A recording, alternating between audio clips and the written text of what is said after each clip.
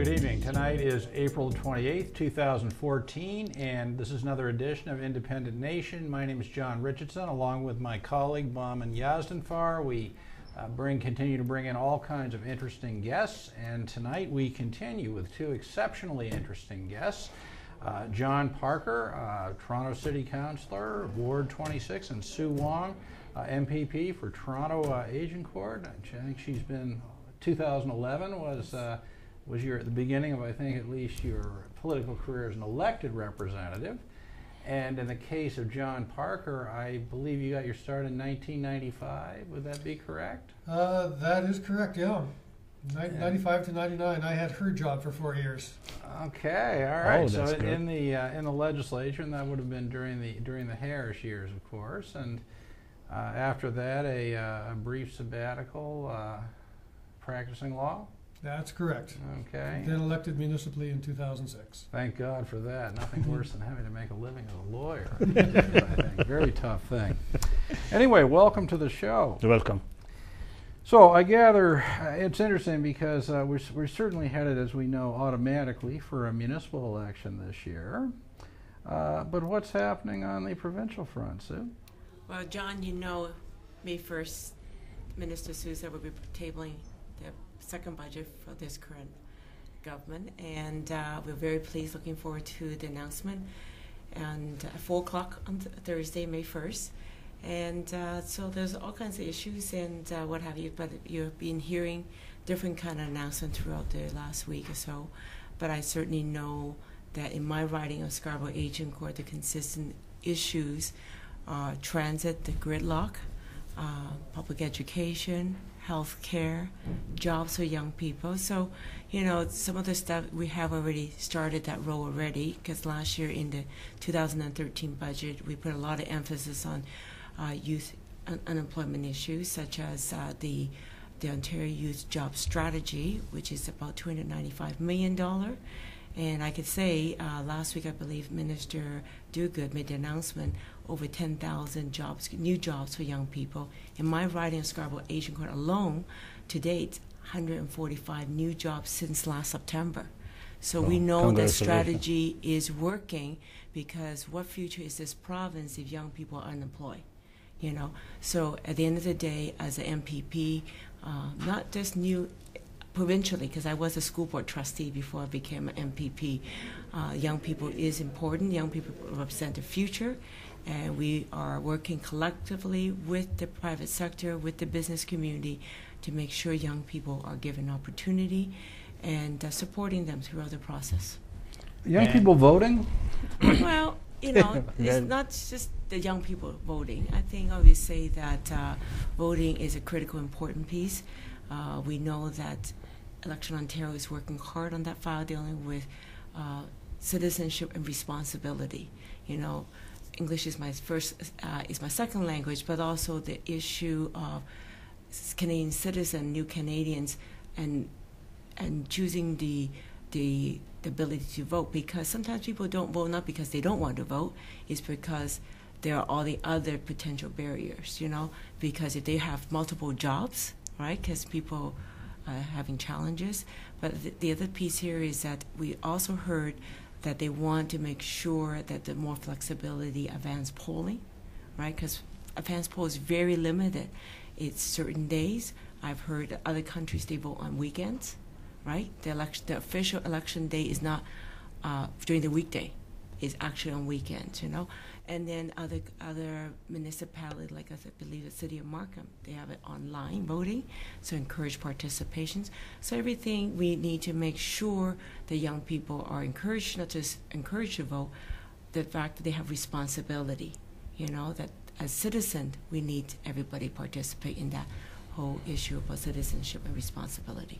Which will bring me to the interesting point. You mentioned transit. Now we have a councillor here who is constantly, I mean, it's a hot topic since, what, 30 years ago?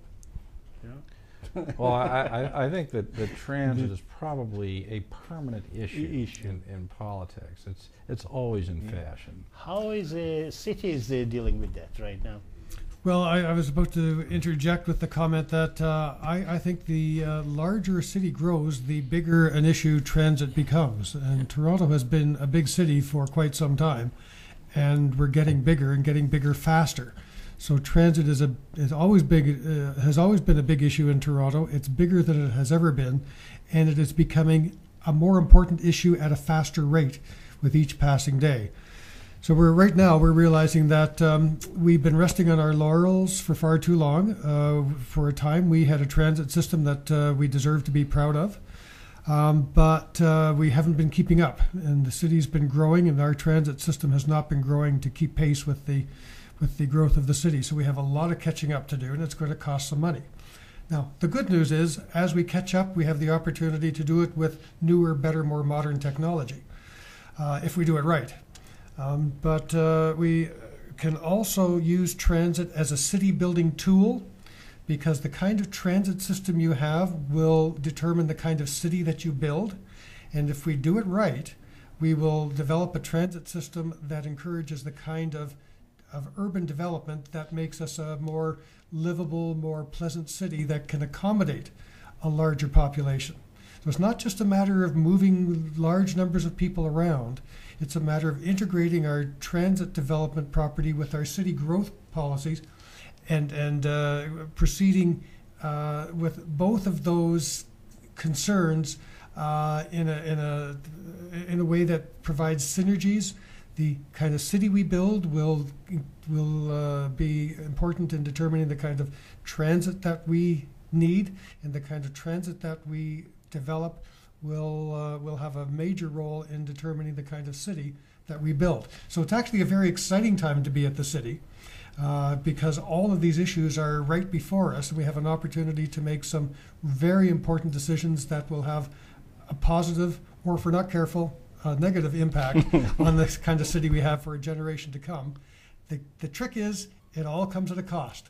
So we have to figure out a way, first of all, what kind of transit do we want? Can we settle on a plan? And then secondly, can we figure out how to pay for it? And that's why I'm so glad that Sue is here to help out with that part. And let me just ask you just follow-up question, and then I get to Sue to put her input. What you said is completely logical and is very straightforward. We have to examine the situation, what we need, what is the cost associated with it. But I have been, like you, English is not my mother language, as you noticed, and still I have a lot of catching up to do. But 30 years ago, almost 30 years ago, when I came here and I landed in Toronto, and this issue was on the table, and 30 years later, it still is on the table. And my question, because as I mentioned, the purpose of the show is mainly for the audience to know what it takes to be a politician. For instance, you mentioned about examining this issue. What councillors do daily when they go to the city hall? Let's say I have seen it on TV. I have seen the discussion. I have seen the debate. Let's focus on this TTC. When it comes to the issue of TTC, every day you go there, 44 of you plus the mayor, I assume, 45 if he is there, and 45 people sitting and talking about TTC. And let's say it lasts 4 years. Why there is no consensus? Well, that is a little bit, for me, is a puzzle, is a mystery. Well, the truth is, it's a rare day that 45 of us get together in one place at one time and talk about the TTC. The TTC, as it happens, the way things are structured in Toronto, and this is true in most cities, our transit commission is administered, in a sense, independently of the city. Now, as it happens, I have a seat on the board at the TTC. So I'm on Toronto City Council, but I'm also on the board of the TTC. Well, that is a good place to, and a good person to answer that. Well, and I feel privileged to be there for all the reasons that I've just given you. It's an exciting time to be at the city. It's an exciting time to be at the TTC. But the board at the TTC consists of just 11 people. And we work very closely with senior TTC staff in developing policy for the TTC and then supervising the implementation of policy, and then dealing with day-to-day issues that arise with the TTC, because it's also a business corporation. It's buying, it's selling, it's working on projects, and we have to administer all those things, and we keep an eye on that work as well. But the long-range planning for the TTC, where do we put a new streetcar track? Where do we put a new LRT? Where do we put a subway? How many buses do we buy? Where do we build a bus garage? Those are enormous questions that involve millions and millions and upwards of billions of dollars. And no one person makes those decisions at any one time. They are developed over time, and there's a lot of communication between the TTC and the city budget people. I was on the budget committee as well. And then between levels of government, between the City of Toronto and Queen's Park, a lot of dialogue with Queen's Park, a lot of dialogue with Metrolinx. And we do our best to hook Ottawa into the picture as well when it comes time to do major projects. So it depends upon what issue we're talking about, who gets involved, and how complex the matter is. But most of those issues don't see the light of day on the floor of City Council. And why is that? Although from time to time certain big questions do go through Council for ratification. Because most of what we do at the TTC involves matters that are delegated to the TTC to resolve on their own. I mean, when the TTC buys a bus, they don't go to City Council for permission to buy the bus. We'll put forward a budget request for a 10-year plan, and the city will allocate a certain portion of budget room for capital acquisitions by the TTC. But then the actual execution of the purchase agreements and the delivery of the buses and all that, that's all managed internally by the TTC. So major questions. For example, the decision to spend $300 some odd million to buy new long streetcars. The TTC couldn't make that one on its own. It worked up a recommendation, and that was approved by the TTC and then went before the floor of City Council for ratification there, because that's too big a purchase for the TTC to make on its own, as within its own budget. But apart from that, most of the work that the TTC does is done by the TTC board working together with TTC staff on a day-to-day or month-to-month basis. But those really big questions that involve major projects and the expenditure of millions of dollars, those questions are worked up at the TTC. Sometimes there's a little bit of back and forth with city staff, but at some point they will arrive at the floor of Council for final ratification. Those questions go to Council. Most other questions don't. So let me put it this way, everything comes to the dollars. Let's say province tomorrow, hypothetically, put $5 billion for TTC right now. So okay, it's $5 billion cash on the table. Is the problem of TTC resolved the day after tomorrow? No, but we could find a way to spend that in 1 or 2 nanoseconds, because we're not sitting around waiting for the money to show up before we determine what the needs are. The way we so we have a whole inventory of needs that are simply waiting for the money to be available in order for us to execute them. So $5 million would be handy, but it wouldn't. It wouldn't address all of the transit needs in the City of Toronto at all. Be a good start. It would be a good start, but you know what? The challenges are greater than that. But you know, the province already committed $8.4 billion to Scarborough Transit, as you know, John, okay?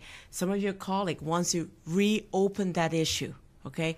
Clearly, I'm one of them. Okay? See, the issue is that when we made those kind of big investment and commitment from the province, and there is some also money from the feds as well for this particular Scarborough Transit and Scarborough Subway, it is very important at the end of the day, we need to move. You know, debate and debate and debate. Because the public, especially the constituents in my riding in Scarborough, they want to get on the subway. Okay? So at the end of the day, we made commitment $8.4 billion. So the next question is, what is council going to do with this? And do you need more debate? Because it's going to continue, the cost is going to keep going up, you know? So we really need to move this file along, because who knows what's on the budget on Thursday. Let me put you on And, the you know, hottest so spot. that's why it's really important. We need to get let me moving. put you on the hottest spot and the last comment. 8.4 billion, and there is some budget, some commitment from the federal government. Yeah. I understand that, and as John mentioned, that they have to go through the paper shuffling to know who they have to have a mechanism to make sure there no money being wasted as well. I understand Yeah. that. My question is, for instance, I remember a few months back when there was an issue with the so-called Mr. Ford issue, which I'm not interested in that. But there was a direct interference from the provincial government about that issue. Why provincial government does not directly interfere in this issue, besides of the money? Because throwing money is one thing, getting involved and get dirty is another thing. Well, as you know, okay, the Premier and as well as the Minister all have respect for lower tier government. We have been very consistent because at the Toronto Council level, even at the school board level, they're all duly elected by their community, by their constituents, depending which ward it is, okay? So the Premier as well as Minister have consistently said that we respect the lower tier government. Similarly, we respect the federal government in terms of the decision-making process. So at the end of the day, it's very, very important that Toronto Council directs as well as make their own decision. And we have been very respectful. John could say that, hear that. When there are issues, like for instance, recently when we had the ice storm, we came out very clearly, $190 million to support municipality being affected by the ice storm. The decision is that the municipality approaches the ministry. We are prepared to work. But when there's a lower tier government that's been duly elected, the Premier and the respective minister has always said we respect the lower tier government and the decision-making process. And, you know, we will consult, we will listen, but at the same time, we want to respect the lower tier governments and the decision-making process. Like, same thing for us as well as provincially. Seems to me with the transit that the cost of not doing anything far exceeds whatever the cost of doing anything actually is. I mean, it's the situation presently in Toronto is that the city is almost unlivable in certain pockets because of the gridlock. I mean, no matter what the cost is, it seems to me to be worth it. But at the same time, it's pretty clear that somebody's got to pay for this. It's pretty clear that tax increases are essential to do this. Why is it so difficult to get people to accept that? Well, I think the answer is implicit in the question you asked. We face these challenges, and it's going to take it's going to take increased taxes to address them. Nobody wants to run on a platform of increasing taxes. But you make the larger point that we could very well be at the stage where the cost of not taking action is greater than the price of taking the action that is needed. More people need to come to that understanding and to realize that, gee whiz, we can't hide from this issue any further. We have to bite the bullet, and we have to make, I'll use the term, we have to make the investment in order to get the returns in the years ahead. And our failure to do that will be catastrophic to the health and success of the city in the years to come. And I want to add something to this, John, as an MPP for Scarborough, but also MPP for the Toronto area. This is not just about gridlock and transit issue. This is about the health of the economy for the greater Toronto Hamilton area. Okay. I think the Board of Trade, absolutely, it has studies out there that talk about the cost of having such a poor transit and also system. the issue of health. And my background is in healthcare and nursing.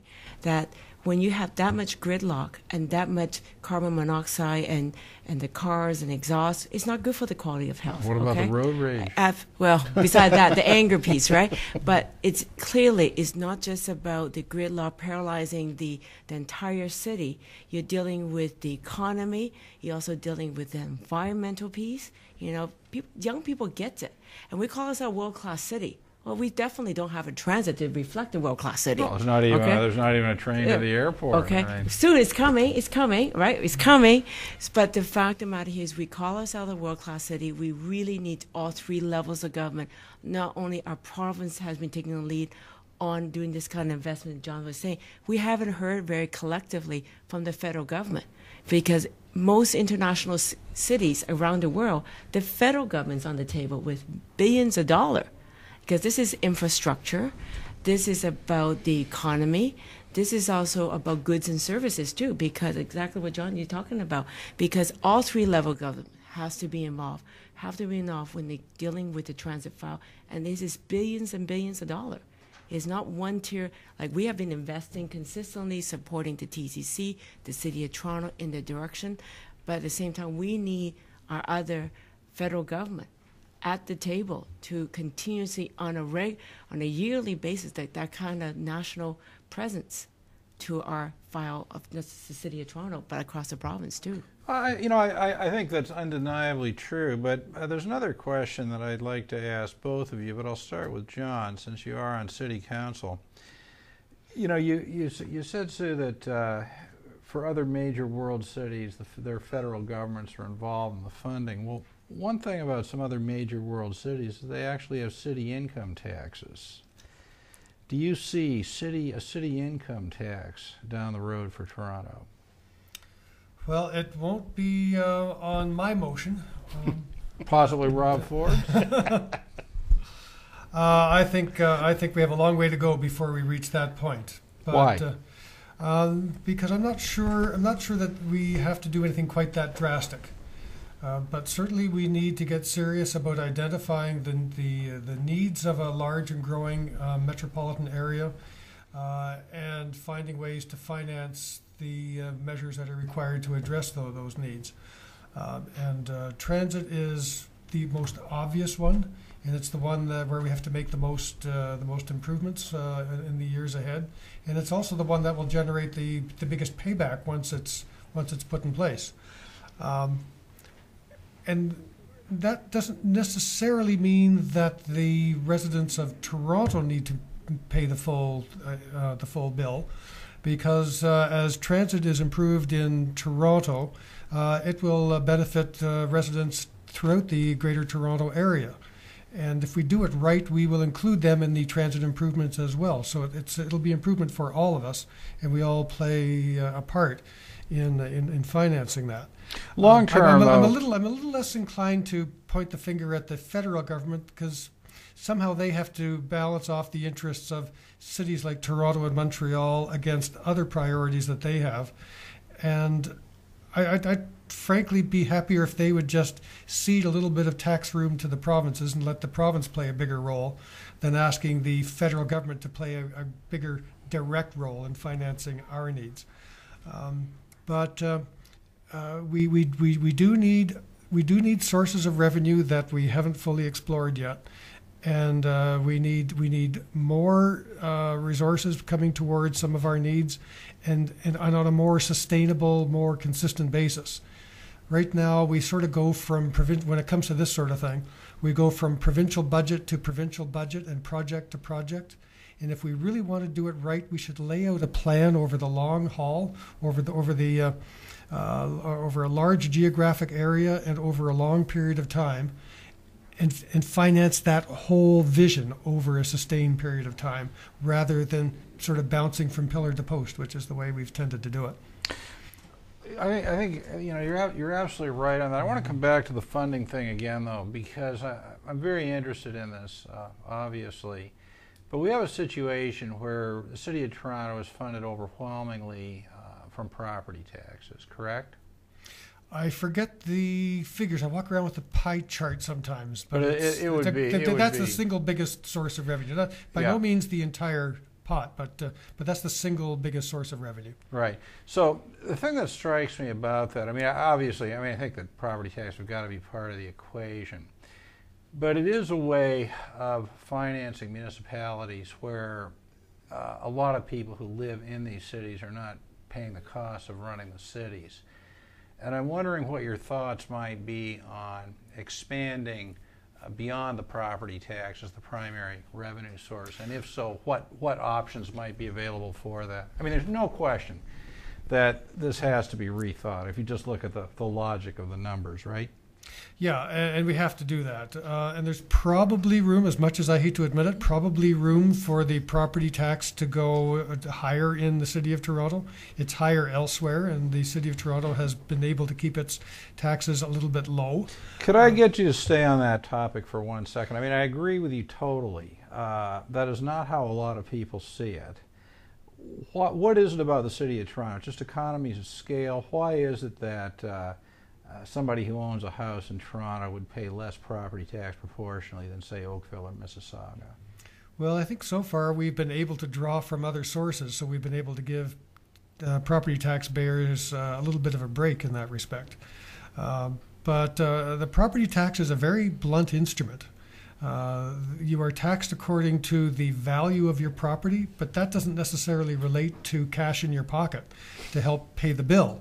So you wind up hitting a lot of people who theoretically on paper they have wealth, but it doesn't take the form of actual cash that they can pay their tax bill with. Right. And conversely, there are others who have the disposable income, but they're somewhat less heavily affected by the property tax. So it's not altogether a fair system if you're looking at trying to match ability to pay with the impact of the tax burden.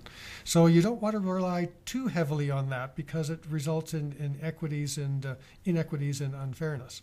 Would that be an argument for possibly an income tax? I mean, I'm not in favor of this, but I do see the financing of the city as a major problem where, I mean, clearly a serious conversation has got to be had. I mean, the way you're describing this, I mean, I agree with you on, I don't know if I call it so much an inequity, okay, but I would call it a very serious problem, you know, for people who are retired and don't have a lot of cash coming in but happen to live, Or even a small building. in a relatively expensive property. So why, I mean, isn't the solution then some kind of tax on revenue, income tax, or some kind of requirement that people who live in a city have to pay a certain amount of tax or something like that? Well, we for a brief moment in time we had a motor vehicle license fee at the city, and then we did away with that because it was a political hot button issue. Don't hold your breath. I expect we'll be taking another look at that in due course, and that is a form of tax related to income because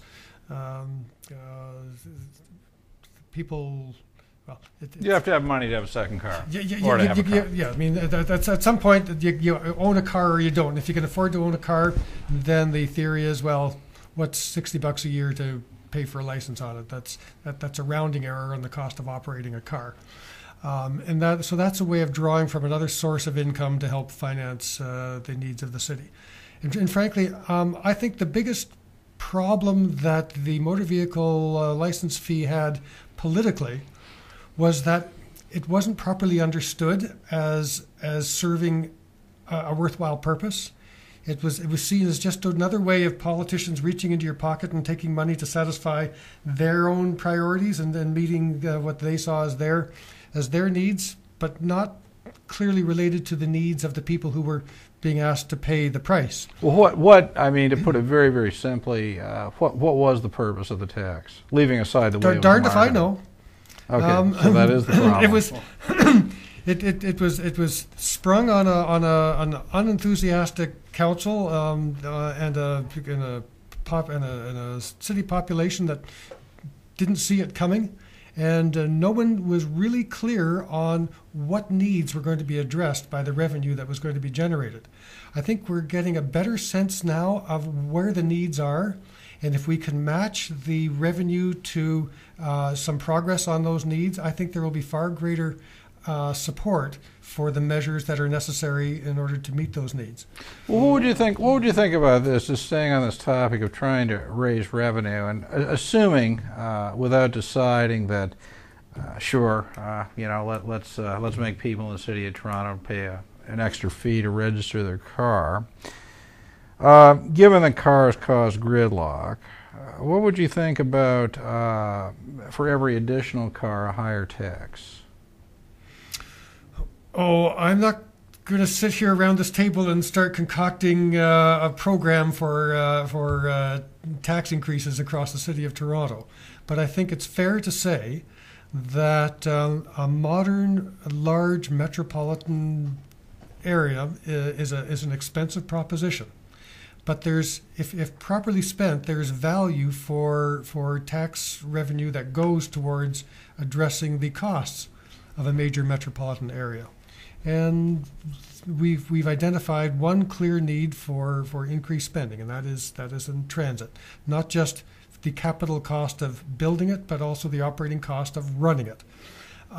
And that includes a subsidy for the people who ride on it, because if you want to get people out of their cars and onto buses and onto subways and onto streetcars, it has to be affordable to them. Incentive, there's incentive. You can't make them pay through the nose to ride in the streetcar. They'll get in their car and they'll join the traffic. So in order to achieve our policy goals, we have to keep the options affordable. Well, I would say some subsidy for the ridership. Well, and I would say workable. You know, I mean, I'm very interested in transit and subways, and whenever I go to a new city, I make it a point of riding the subway, always, you know, just to see what's happening and compare it to what's happening. One of the things that I think is most problematic about the subway and transit in Toronto generally is that it's not always easy to pay for it getting on. You know, they have all these strange fares. You know, I mean, instead of like $3, I think it's like $3.05 or some absurd thing at the moment, which I think is a deterrent. But what about also, what would you think about establishing a more European type system where it's based on the honor system so that people can get in and out of the subways quickly? Do you ride the subway? Yeah, and actually we're going to something like that. The sad truth is we are entering the 20th century when the rest of the world has already advanced to the 21st century. But right now we're stuck in the 19th century. We use the power of gravity to take our ticket down through that little box there. That's how we get on the bus, subway, streetcar, what have you. And someone is getting paid to watch it. Yes.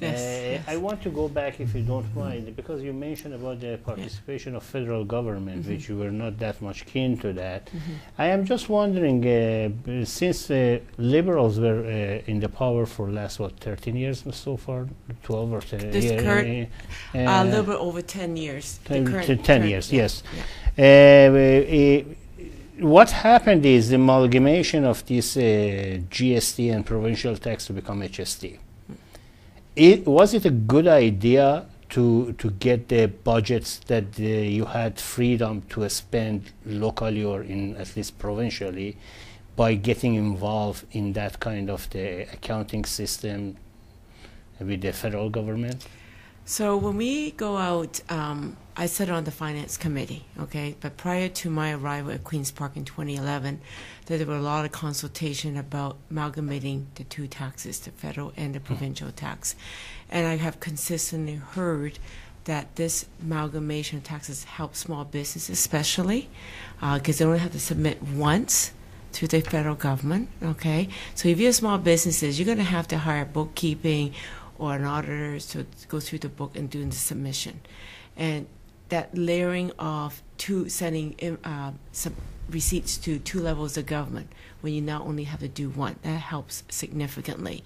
It also, because we know this province, the engine of this province in terms of businesses is not those large multi-corporation, it's small businesses.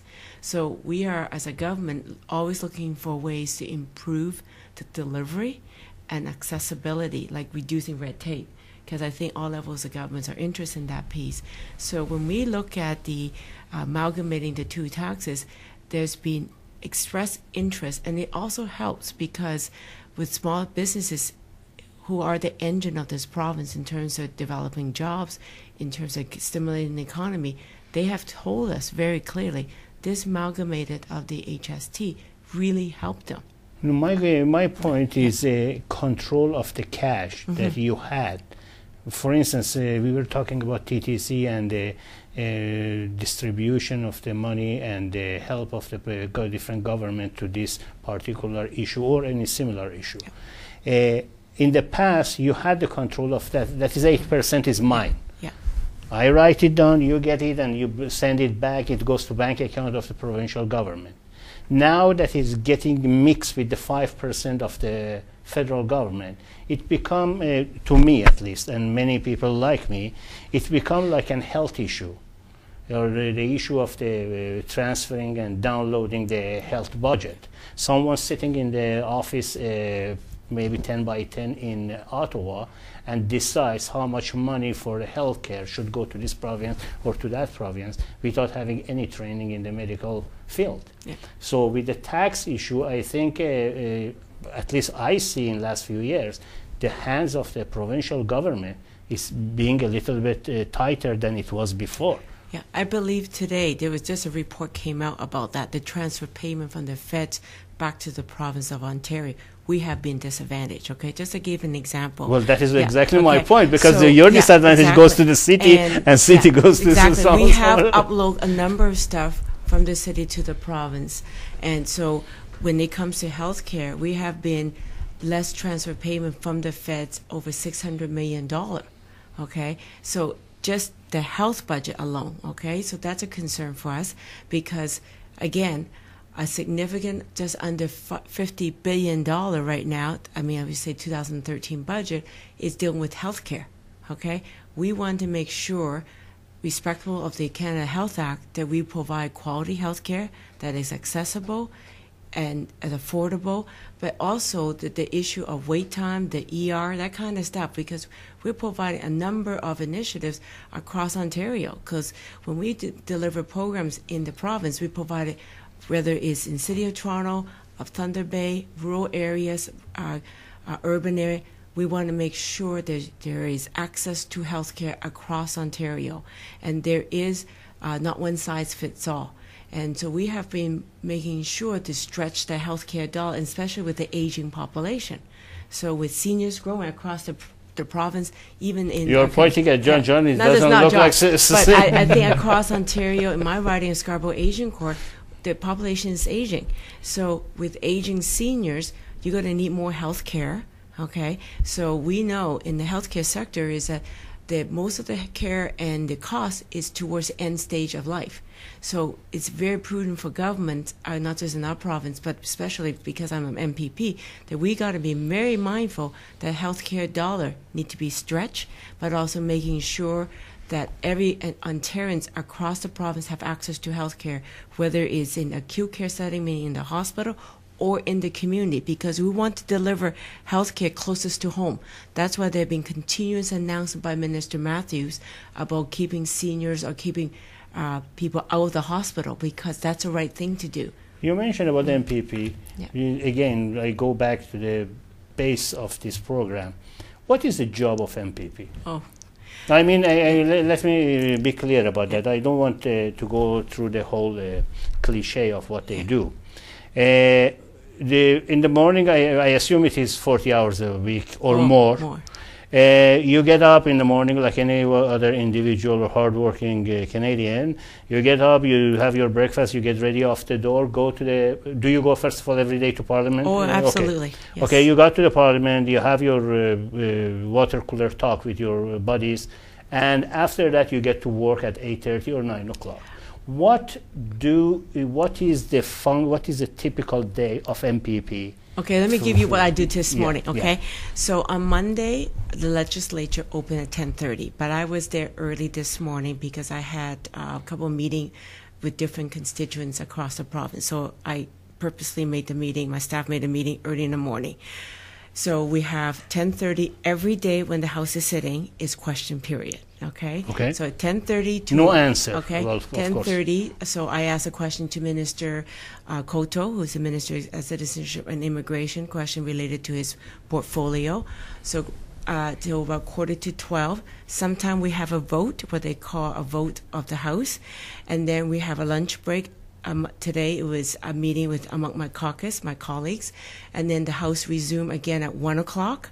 So at 1 o'clock, I made a member statement. As backbenchers, I have an opportunity to make statements today. I made a statement about yesterday's event.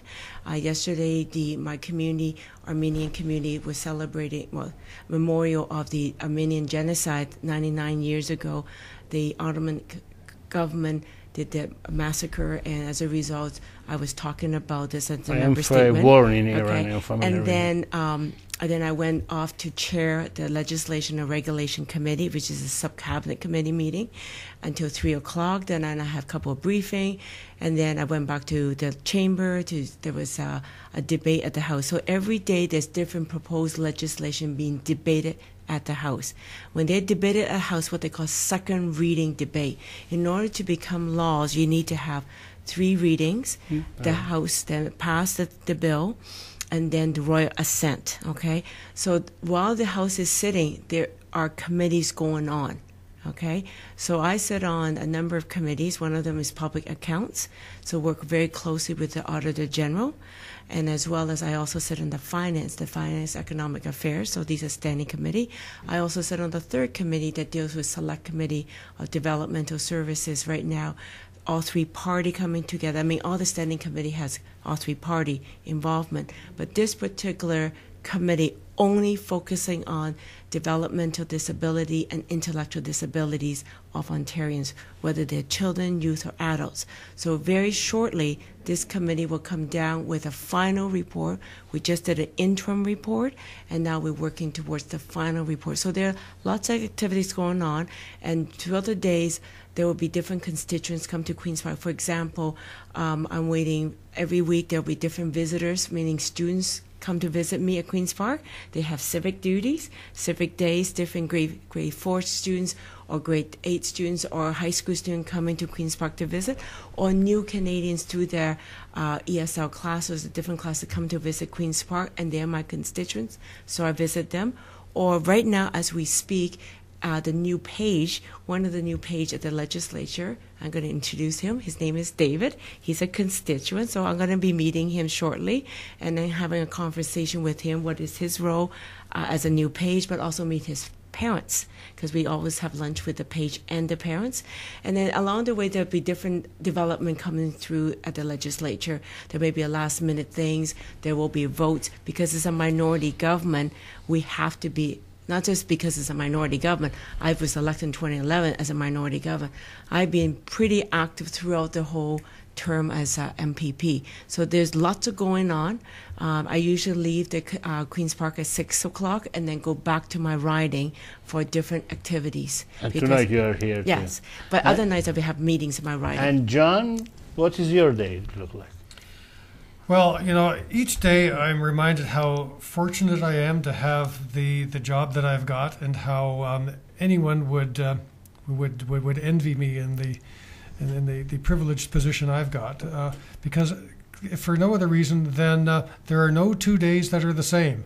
Each day is a whole new ball game, and it's a whole new set of issues, concerns, and experiences. Plus, the kind of things I get to sink my teeth into is the kind of things that determine the future of the biggest city in the country.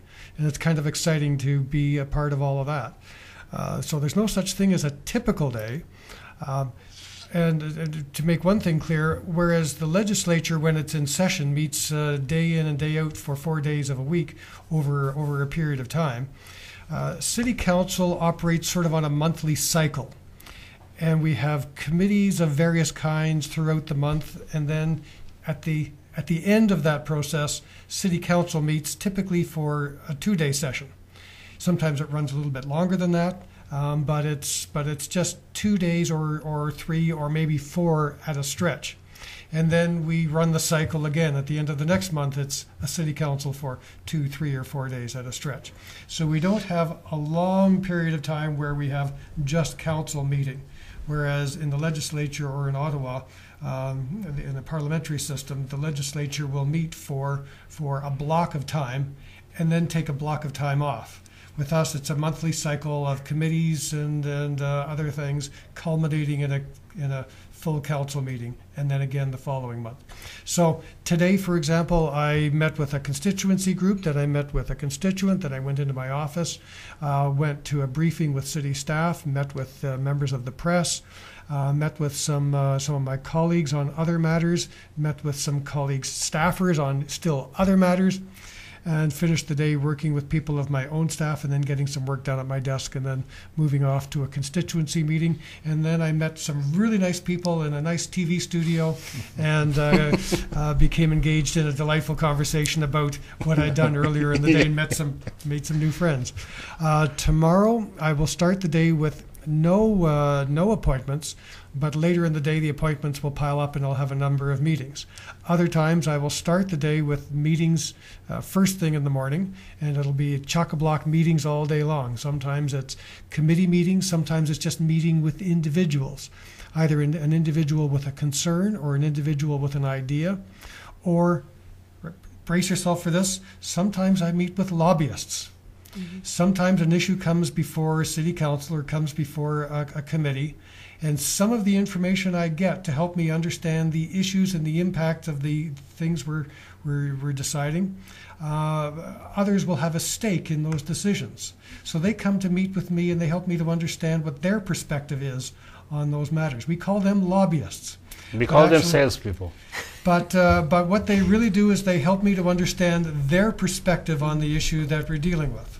And when everyone plays their role appropriately, it all works to help people like me understand the nature and scope and impact of the issues that we're dealing with. And when it comes time to make a decision, either at committee or at community council or at the full council, I make that decision with full knowledge of the perspective of all the people who have a stake in the matter, and their interest and their concerns that bear on the decision that we're about to make, and that the decision we're about to make bears on them.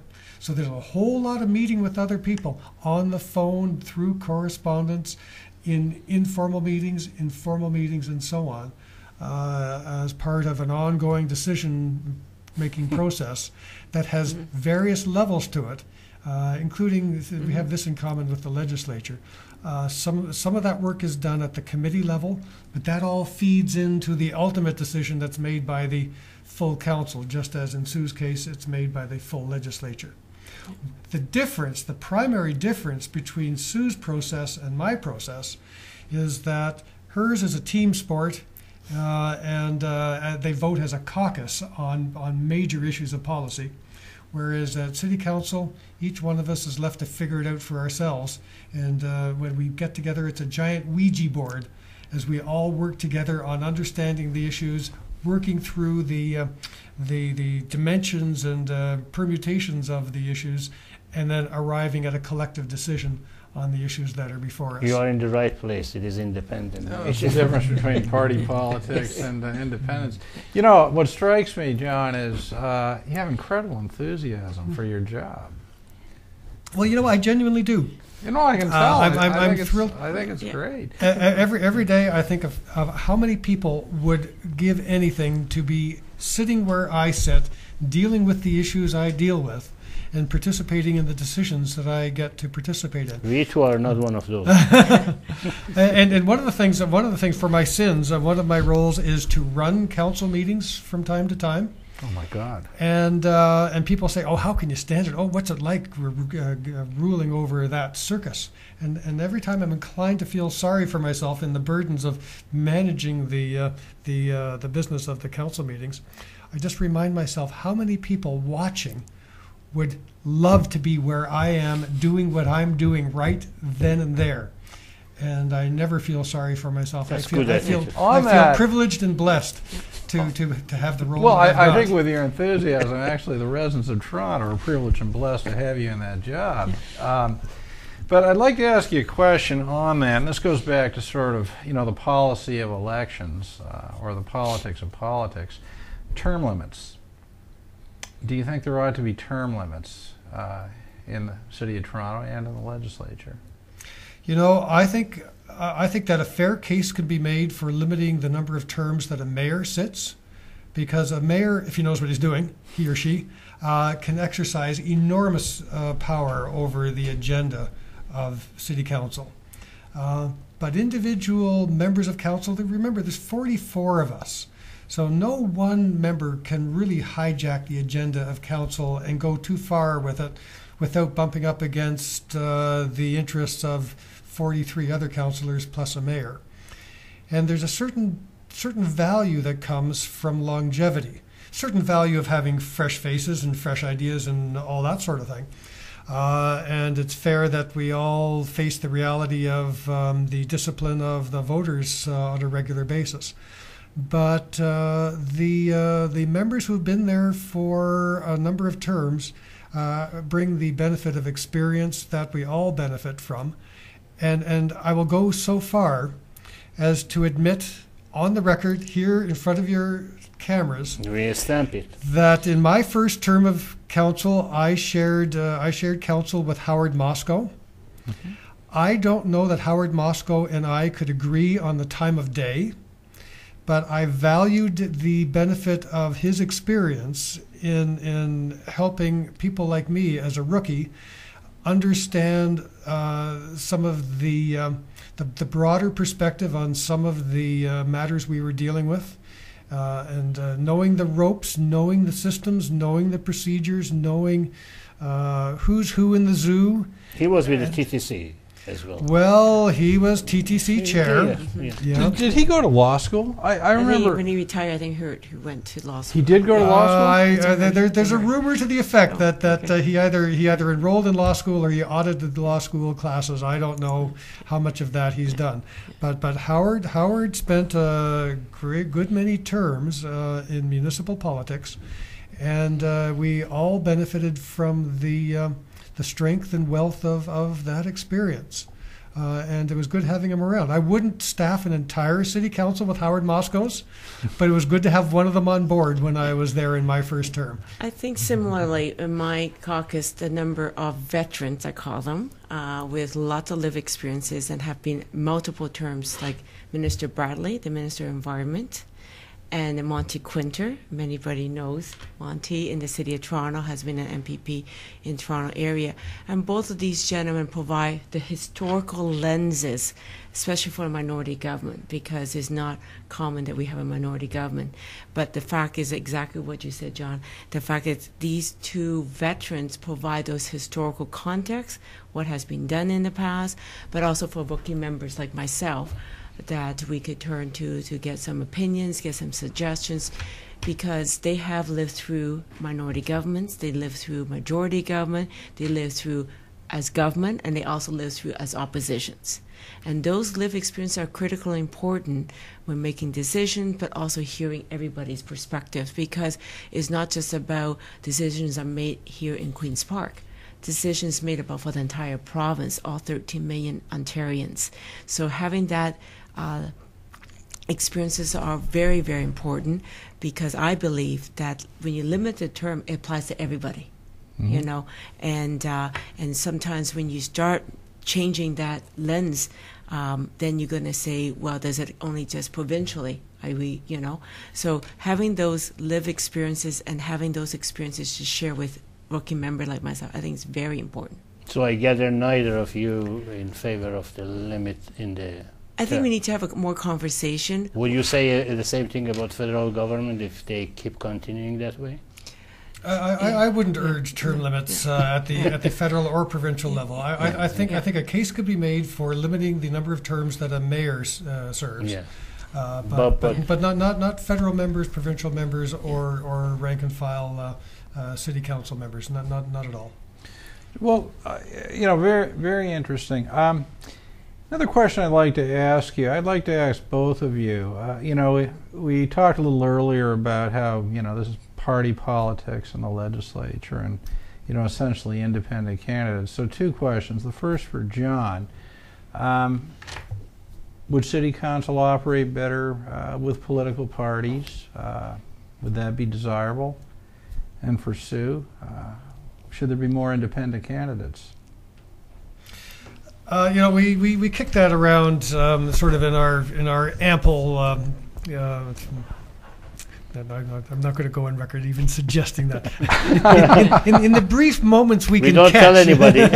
in the brief moments we can catch to reflect on that sort of thing, we talk from time to time about the hidden party politics at City Hall, and whether there should be overt party politics at City Hall, and increasingly. Well, here's the benefit that comes from party politics, and at Queen's Park, each party caucus is a team backed up by support services that feed policy initiatives and carry out research for the benefit of the team, and each team benefits from having that total package. Whereas at City Hall, we lack the benefit of having a robust crew of staffers helping us with research and helping us with policy initiatives. We have to do that sort of stuff on our own. And I envy the members of a party caucus that have that sort of strength to help them out. They also have the benefit of financing for campaigns that we don't have municipally. We have to do our campaigning on our own and finance our campaigning on our own. On the other hand, it's hard to find a lot of municipal issues that break down along clean party lines. Mm-hmm. And what we deal with, I mean, I don't know if there's such a thing as a liberal and conservative or NDP policy for plowing snow or delivering water or running parks and rec programs, or a liberal conservative or NDP policy for how you develop a city where you have large buildings, small buildings, single family dwellings, employment areas, those things. I mean, those cut across party lines, and it would be a shame, I think, if we found ourselves entrenched in rigid positions based on party discipline that were unrelated to our thoughts as individuals and the needs of the communities that we serve. So what we find at City Hall is the issues tend not to lend themselves to clear divisions along party lines. And we have shifting coalitions constantly. You'll find somebody with an NDP card hidden in his pocket voting together with somebody with a Tory card hidden in his pocket on one issue, and then doing battle with one another on the next issue that comes up on the agenda, because the issues determine the positions that we adopt from time to time and place to place as things play out. And I don't know how we would make a lot of our decisions effectively if it boiled down to rigid party discipline at voting time. Yeah. So I just can't see it applying directly to municipal politics. Well, then how could you see it applying to provincial politics then? I mean, what is it about provincial politics that makes a difference? Quickly on that, and then Well, it's a broader brush provincially, and what the province does largely is act as a provincial cash register for all the rest of us. And they wind up funding services that are delivered by other bodies, like universities, like hospitals, like doctors and others involved in healthcare, and dare I say, municipalities. Mm-hmm. I mean, they're a giant tax collector and distributor of resources that finance the work of other bodies. Relatively little of what the provincial government raises in revenue actually gets spent by programs that the provincial government administers. Mm-hmm. We're at the delivery end at the municipal government. We can't hand the ball off to anyone. What we do, what we take responsibility for, we deliver ourselves. Well, I guess the individual city councillors have to be on their game every day if they're not party members. I would endorse that. Yeah, you have to be on top of a lot of issues and a lot of things that are happening very rapidly. It means that you get really good at reading big, thick reports and then looking beyond those reports at matters that aren't necessarily fully addressed in the report, so that you can analyze the reports effectively.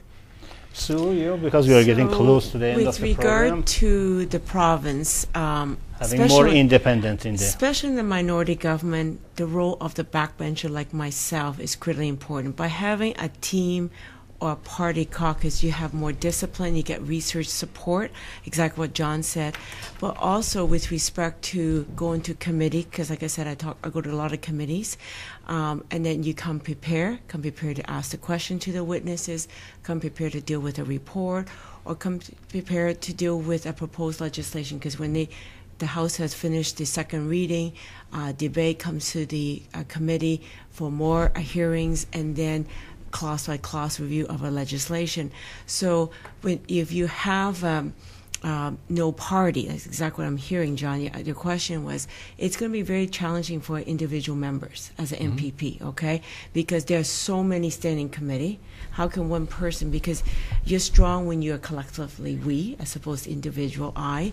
And the other piece here is that with so many committee, if you don't have a party, how are you going to get to all those standing committees? That's the first thing, okay? Second, how do you come prepare? Because there's standing committee going on every day throughout the day. And then you're supposed to have responsibility sitting in the chamber debate on numerous bills throughout the day. The bill in the morning debate is very different than the afternoon debate. And then as well as participating in question period. You have to rotate your turn in terms of question period.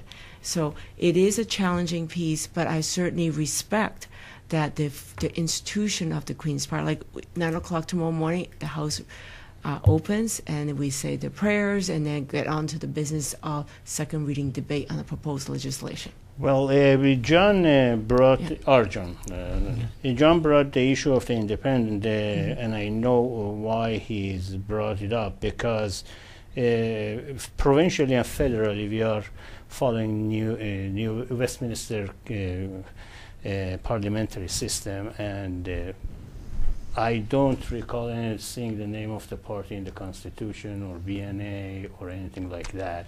No, I guess they evolved pretty much as voting coalitions. It was voting coalition, and what you said, I understand that there couldn't be any platform for the snowplowing. Well, liberals against of the snowplowing. I wouldn't that rule I can that out. understand that. Yeah. But in the sense of the Queen's Park or Parliament Hill in Ottawa, I don't see how I mean, from only my opinion and probably John's and some people like us, I don't see any reason that any advantage over just having the political party, and especially with, you know that in province of Ontario we have about 21 registered political parties, but only we hear the name of 3, and the point is that why there is some sort of the quote-unquote conspiracy not to let anyone outside of these 3 mainstream parties to get in.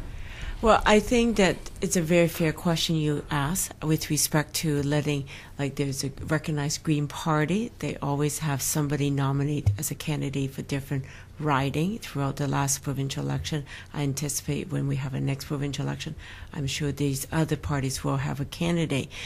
I certainly know resources is a big piece when you run federally or provincially. It does take a lot of resources, both in human resources, getting the people out there to get your message out across, because in one breath, that is not just about the party, the party platform. It's also the individual candidate, who he or she may be. Like John, if he said earlier that he was a provincial MPP before. I came from the school board, ran for provincially in 2011. So it is challenging if you are different than the three traditional parties to get those resources out there, get your platform, get your views out there, not just about the party views, but also the individual candidate. Because, I go out to the community on a regular basis, right? And they're not just seeing Sue Wong, but they also see Sue Wong and the Liberal Party. Well, we had Okay. different notion. We thought it is the other Yeah. way around. The constituent has to choose Yeah. who they want to send, Yeah. not what we want to feed them. Yeah. But I understand. I ran as Yeah. an independent. Mhm. John has run as an independent. We know the challenges, and that is why we always question. We bring this Yeah. question to our table from our guests, because we believe there is always room for, as you mentioned about new and young people earlier. Yeah. You mentioned about the new younger councillors, that they come and bring the fresh breath of the new ideas. And I think in both cases, Queen's Park and Parliamentary, there is room for the newer point of view, besides of those three traditional kind of the classic party style. In the parliamentary system, it's hard for an independent candidate to get elected, Yeah. and it's Of hard. course. And it's hard for an independent member to be effective as a member. The most effective and celebrated independent member of any parliament ever was a single issue candidate, a single issue member. That's William Wilberforce, who made it his life's work to end slavery in the British Empire. And he was elected as an independent, and he just worked tirelessly and relentlessly, parliament through parliament, advancing his one cause. And he did a good job of it, and he has gone down in history as a result. But I would challenge anyone to identify another independent candidate who has had his success in getting elected and in delivering on an agenda. That is the whole point. And that was 200 years ago. Yeah, that is the whole point. We are getting to the end of our program. It is about 9:10. And first of all, thank you, Sue. Thank you, John, for being such a gracious and guest, and being so informative and educational. John, do you want to close the program for us? Well, I think we just probably closed, but I certainly would reinforce what Bob said. It's been a great pleasure meeting you and listening to you. And you know, one of the things about this show is that I'm being very sincere in this, and tonight as well. I always end these things with a sense that our governments are in better hands than when we began the hour. So, At least under the notion. so thank you very much, and I wish you both the best. And I presume you're running again, John? Haven't filed yet, but I'll do something about that soon. It's too late. Okay. And how about you, Sue? I am a candidate for the Scarborough Asian Court Liberal yeah, candidate. Yeah, okay. So I wish you both the best. Thank and thank you. you again. Thank you. Thank you very much for being with us, and please don't forget to vote, participate, be a candidate, be a volunteer, do something. Thank you. Good night. Good night.